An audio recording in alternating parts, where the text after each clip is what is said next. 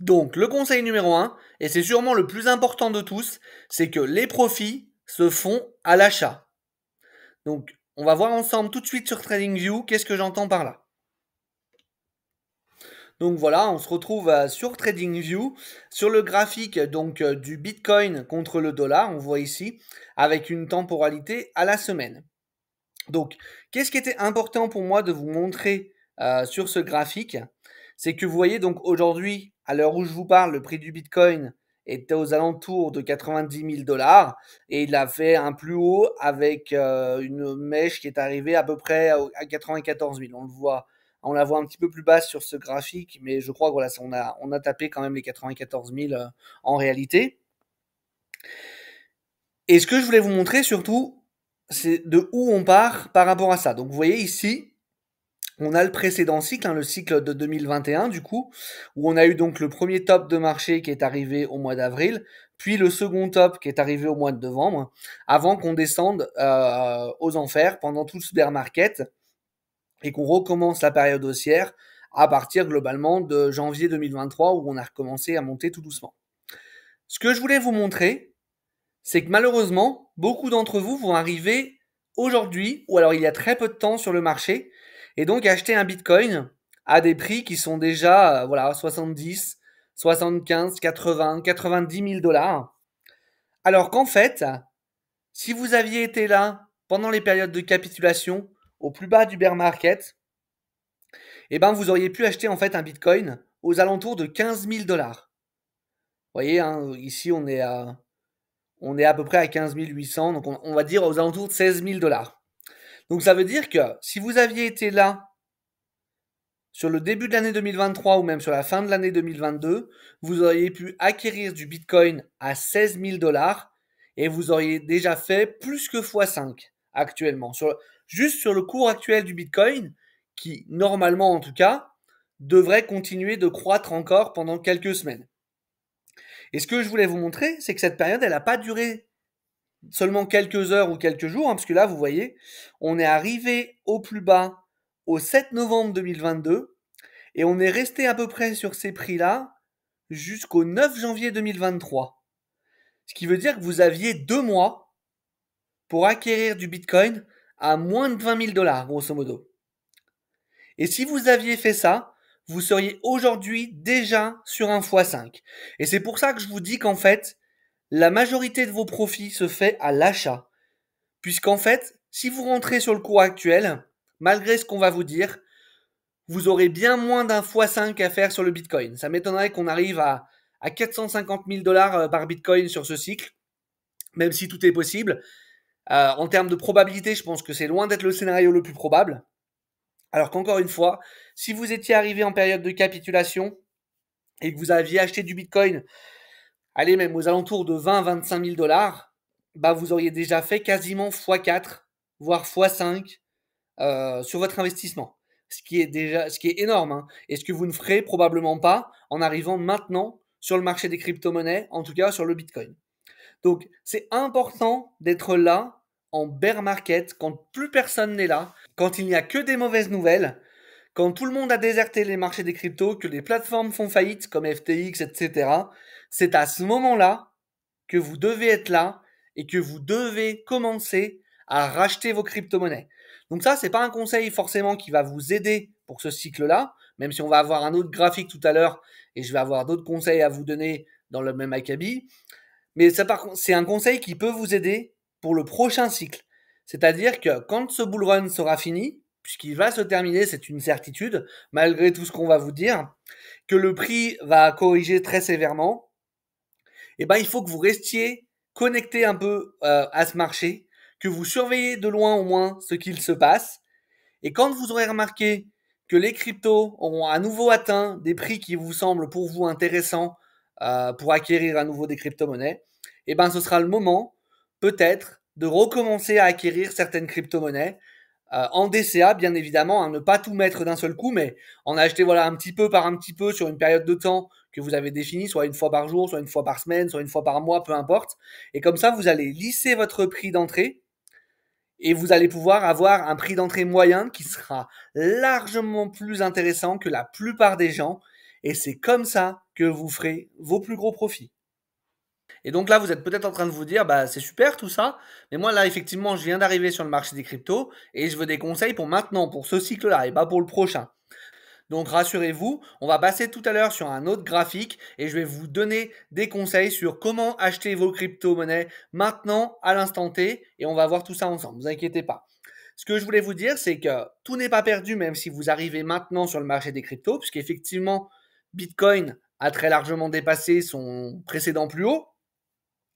Mais ce qu'il faut savoir, c'est que Bitcoin est généralement la première crypto-monnaie à exploser et elle va driver en fait tout le reste des cryptos. Ce qui veut dire qu'en fait, généralement un cycle crypto se passe comme ça. On a le halving, ensuite on a une certaine période de temps qui s'écoule. Derrière, on a le Bitcoin qui commence son ascension très forte. Généralement, pendant ce temps-là, les autres coins, ce qu'on appelle les altcoins, généralement on a Bitcoin, Ethereum et tout ce qui n'est pas Bitcoin et Ethereum, on appelle ça les altcoins. Généralement, pendant cette période-là, les altcoins ne font pas grand-chose. C'est-à-dire que c'est vraiment Bitcoin qui concentre l'attention et qui concentre les liquidités. Donc il monte et à un moment donné, il va y avoir un shift, une bascule qui va se faire où Bitcoin va encore pendant quelques temps continuer à monter, mais là les altcoins vont monter également eux très fort. Et c'est ce qu'on appelle entre guillemets une alt season, et c'est là que les plus gros profits vont pouvoir se faire. Ça veut dire qu'actuellement, à l'heure où je vous parle, il est encore possible de rentrer peut-être sur des altcoins qui sont intéressants et qui n'ont peut-être encore pas trop performé. Ça, ce sera à vous de voir en fonction des altcoins sur lesquels vous voulez investir et on va regarder ensemble. Donc là, on va se passer sur un nouveau graphique, sur un altcoin que j'ai choisi qui s'appelle le Stellar, hein, le XLM. Pourquoi celui-là? Pourquoi pas? J'ai vraiment pris un altcoin au hasard. Et on va se mettre sur le cycle de 2021 pour voir ce qui s'est passé sur le Stellar, sur le Bull Run 2021. Pourquoi je me concentre sur le cycle précédent? C'est pour qu'à chaque fois, on ait l'image sur un cycle complet et qu'on puisse vraiment parler d'un bull run au total, qu'on voit vraiment ce qui se passe sur un altcoin pendant un bull run, pendant un cycle complet.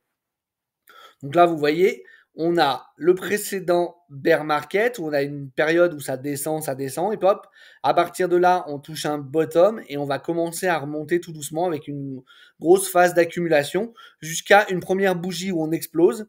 Et là, hop, on recorrige un tout petit peu pendant quelques temps. Et là, on a une énorme bougie. Et donc là, on a vraiment le début du rallye haussier, hein, qui va vraiment nous emmener très haut. Puisque là, vous voyez, au début de la phase d'explosion, on était à 8 centimes et on est monté quand même au plus haut jusqu'à 80 centimes. Donc on a fait x10 sur une période de temps donc entre le 9 novembre 2020 et le 3 mai 2021. Donc vous voyez, sur 6 mois, cette crypto-monnaie-là a fait x10. Bon, ce que je voulais vous montrer, et d'ailleurs vous le voyez très bien à l'écran, c'est que ça ne monte pas tout droit. Vous voyez là, on a d'abord une petite explosion, donc on passe de 8 centimes, on monte jusqu'à 23 centimes, et hop, derrière ça redescend, et on redescend jusqu'à 10 centimes quasiment. Et hop, là on réexplose, donc on passe de 10 centimes à 43 centimes, et derrière on a à nouveau une respiration où on redescend jusqu'à 21 centimes. À nouveau, là on va enchaîner plusieurs semaines de hausse jusqu'à monter 60 centimes, et là à nouveau on va redescendre aux 31 centimes. Et vous voyez, donc c'est des choses qui se reproduisent comme ça assez régulièrement. Donc ce que je voulais vous faire comprendre, c'est que même en phase haussière, même en phase de bull run, même en phase exponentielle, on a des corrections sur les crypto-monnaies.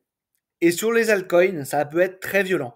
On peut avoir des moins 50% sur certaines semaines, sur certains altcoins. Donc, n'achetez surtout pas des bougies vertes. C'est-à-dire que si vous vous intéressez à une crypto-monnaie et que vous voyez qu'elle a 3, 4, 5 semaines de bougies vertes empilées les unes sur les autres, où ça a déjà fait x5, x6, et que vous vous dites, parce que c'est ce que vous allez vous dire, hein, le fameux FOMO, vous allez vous dire, oh là là, vite, vite, vite, ça monte, faut que je rentre maintenant, faut que je rentre maintenant. Bah peut-être que quand vous allez vous dire, je rentre maintenant, faut que je rentre maintenant, vous allez en fait acheter à ce moment-là, là, vous voyez, sur le sommet de la bougie, et derrière, vous allez vous prendre un moins 50% avant à nouveau que ça reparte. Alors que si vous aviez juste été un petit peu patient, bah, vous auriez pu acheter 2 fois plus de cette crypto-monnaie avec le même montant, puisque vous l'auriez acheté 50% moins cher. Donc, ne paniquez pas, ne soyez pas sujet au FOMO, soyez patient. Si vous avez trouvé des crypto-monnaies qui vous intéressent, vous les mettez dans une watchlist, vous regardez le cours de temps en temps et vous attendez des corrections pour rentrer. N'achetez pas des bougies vertes. C'est vraiment le pire chose que vous allez faire. Il faut acheter des bougies rouges et vendre sur des bougies vertes. Il ne faut jamais acheter des bougies vertes et vendre sur des bougies rouges. Parce que malheureusement, il y a beaucoup de gens, ce qu'ils vont faire, c'est qu'ils vont acheter ici. Ils vont se prendre les moins 50% là. Ils vont se dire, ah, bah, en fait, c'est de la saloperie cette crypto, je sais pas pourquoi j'ai acheté ça. Et hop, ils vont la revendre. Et donc, ils ont perdu 50%, et hop, derrière, ça, ils le voient remonter. Et ils vont se dire, oh bah non, finalement, c'était pas si pire, ça repart et tout. Donc, ils vont racheter là, et hop, et ça va redescendre, et ils vont se dire, ah bah non, non, vraiment, franchement, c'est nul, et ils vont revendre à ce moment-là. Et vous voyez, on va répéter et répéter, et c'est comme ça que vous perdez de l'argent en crypto. Donc vraiment, s'il y a une chose, une seule chose que vous devez retenir sur cette vidéo, le meilleur conseil que je peux vous donner, achetez des bougies rouges. Achetez des bougies rouges. N'achetez jamais des empilements de bougies vertes. Il n'y a aucun actif qui va monter tout droit jusqu'au ciel sans jamais corriger. Il y aura forcément des corrections à un moment donné. Il faut simplement que vous soyez un minimum patient et que vous achetiez quand ça corrige. Voilà, donc vraiment, j'insiste à nouveau, hein, mais s'il y a vraiment une seule chose, un seul conseil que vous devez retenir de cette vidéo, c'est celui-ci, hein, s'il vous plaît. C'est vraiment le maximum de profit se fera en fonction de comment vous allez acheter vos crypto-monnaies.